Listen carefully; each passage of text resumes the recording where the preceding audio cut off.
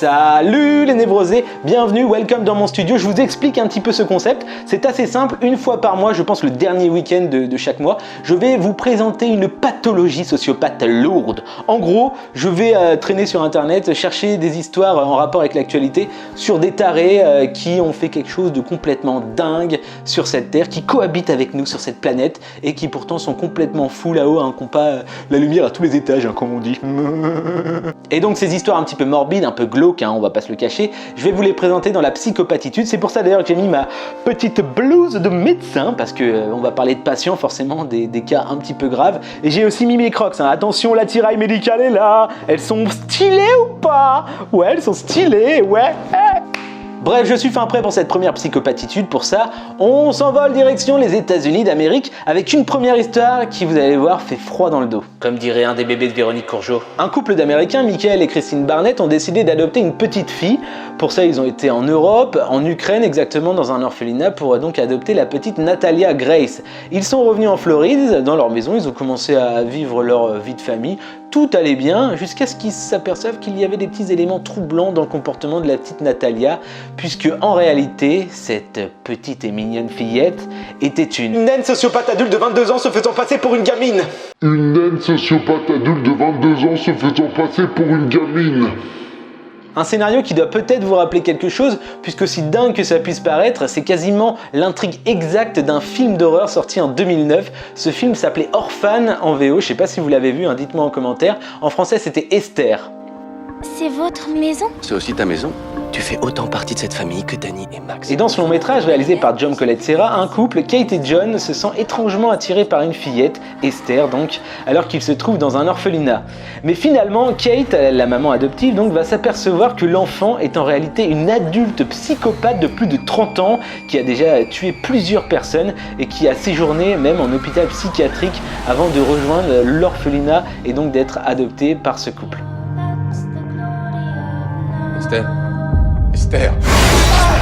On sort de la fiction pour revenir à la réalité. Aujourd'hui, ce couple d'Américains, Michael et Christine Barnett, sont accusés de négligence criminelle pour avoir abandonné leur petite fille adoptive Natalia. Pour vous expliquer, il est reproché au couple d'avoir laissé Natalia Grace seule dans un appartement à Lafayette dans l'Indiana en 2013 avant d'aller s'installer au Canada un mois plus tard et de rompre tout contact avec cet enfant alors qu'elle était censée avoir 9 ans. Parents indignes. Forcément, Christine et Michael Barnett vont nier toutes ces accusations et vont eux-mêmes accuser la petite Natalia de fraude, en précisant donc devant la justice que cette toute choupinette et mignonne Natalia, qu'ils ont adoptée à l'âge de 6 ans, était en vrai une escroc adulte qui a juste vite fait essayé de les zigouiller. Subtil mélange entre Christophe Rocancourt, Francis Holmes et Mimi Mati. Du coup, la police US a fait son taf, forcément. Ils ont vérifié l'acte de naissance original de Natalia qui mentionnait la date de mai 2010. Et pourtant, la jolie petite fillette était loin d'avoir 6 ans finalement lorsqu'elle a été adoptée. Après des examens dentaires demandés par le couple, on s'est aperçu que Natalia était en réalité née en 1989. En gros, elle a 22 ans. Ouais, je suis d'accord avec vous, complètement flippant. D'autant plus que Christine, donc la mère adoptive, avait noté 2-3 signes quand même avant-coureurs. Je cite donc les propos de Madame Barnett. Natalia était une femme, c'est certain. Elle avait ses menstruations et des dents d'adulte. Elle n'a jamais grandi. Donc la mignonne et charmante Natalia était bien une adulte sociopathe atteinte de nanisme.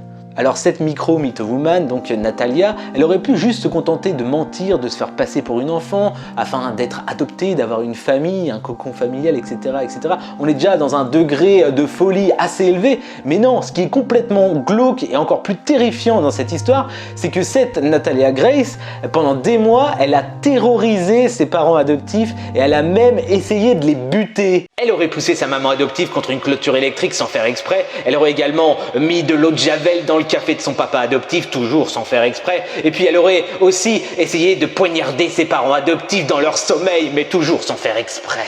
C'est quand même complètement dingue quand on y pense de vouloir tuer les seules personnes qui prennent soin de vous, qui vous offrent une maison, qui vous offrent de la nourriture, qui pensent à vous, qui vous câlinent, qui pensent que vous êtes leur gosse quoi. Et non, t'as envie de les zigouiller, mais c'est hallucinant. Moi je trouve que ça en dit beaucoup sur la nature humaine, cette histoire, c'est assez fou, assez flippant. Dites-moi ce que vous en pensez en commentaire, hein, n'hésitez pas. Vous pensez quoi de cette première psychopathitude? Et qu'est-ce que vous auriez fait vous à la place de ce couple, hein, Christine et Michael Barnett? Moi j'aurais tout de suite relégalisé le lancer de nains pour pouvoir la lancer en Ukraine, fils ça. Non, N'importe quoi. Moi je pense que j'aurais pas beaucoup dormi, j'aurais pas fermé les yeux de la nuit avec un gosse pareil dans ma baraque. En tout cas, ça donne pas envie d'avoir des enfants cette histoire, hein.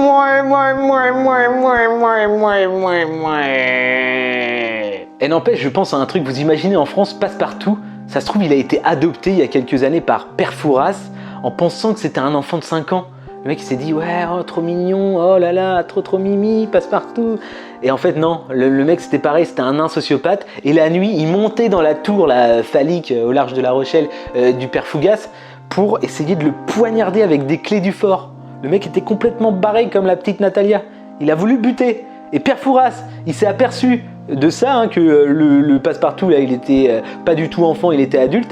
Et il lui a dit ah ouais, t'as essayé de me tuer, mec? Eh ben tu vas voir, tu vas prendre pour perpète sur le fort.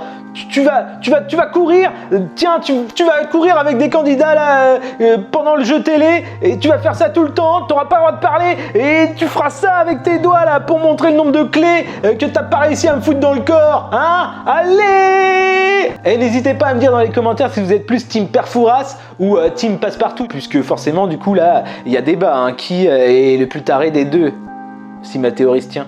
Personnellement, je suis team 50 nuances de Félindra. Un petit pouce bleu les amis si vous avez aimé cette vidéo et cette histoire vraie mais complètement what the fuck. En tout cas, le mois prochain, on essaiera de faire une nouvelle psychopatitude si l'actualité le veut bien, s'il y a d'autres tarés qui sortent dans les infos. Mais ça, je me fais pas trop de soucis là-dessus, hein, sur la planète, il y a de quoi faire. En tout cas, d'ici là, portez-vous bien, abonnez-vous et puis je vous dis à bientôt, jusqu'à ce que la mort nous sépare.